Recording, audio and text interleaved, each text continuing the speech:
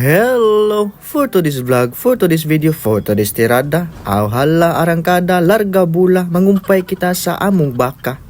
Kay lagi perting bisihan ni Papa sa iyang uma, aw kita na sad ang makumbate ug mutirada para dili magutman ang iyang baka. But before ta mo sumok sa kalibunan para magkuha og pagkaon sa baka, ato sang itakin atong mga sandata para dili kita masakitan sama sa gibuhat niya. Uhahay, pagkadakong mahay. Siyempre kay vlogger man ta kunuhay, aw mulabay-labay sa tadiya sa kamera para makita atong dagway.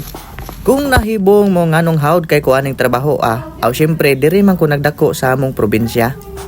Pero kung naa pa jud kay pagduda sa ako nganong muhikap og mugala pa jud kog sagbot kada uli nako diri sa probinsya, bisan pa man nahuman ko sa akong pag-eskwela. Aw sige, pag-overthink na.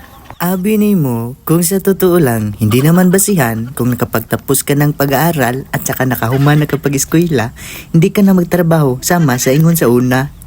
Unya, maghinilas-hinilas na dayan ka ba? Dili ni ka muila, mulingi, ug mubuhat sama sa mga buhat sa una. Timan ini, wala ka mahimutang sa imong sitwasyon karon. Wala ka mayahay, wala ka magpaharuhay, kung wala ka niagi sa mga kaagi.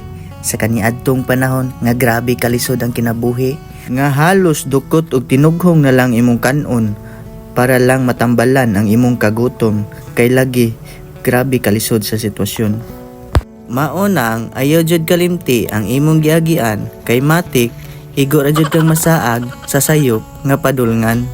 Kay tungod bitaw sa kalisod sa unang panahon, naay mga puhon nga wala nimo damha natuman na di ay karon. Maunang dako kitag pasalamat sa kahitasan nga iya gitang gigabayan sa saktong agianan.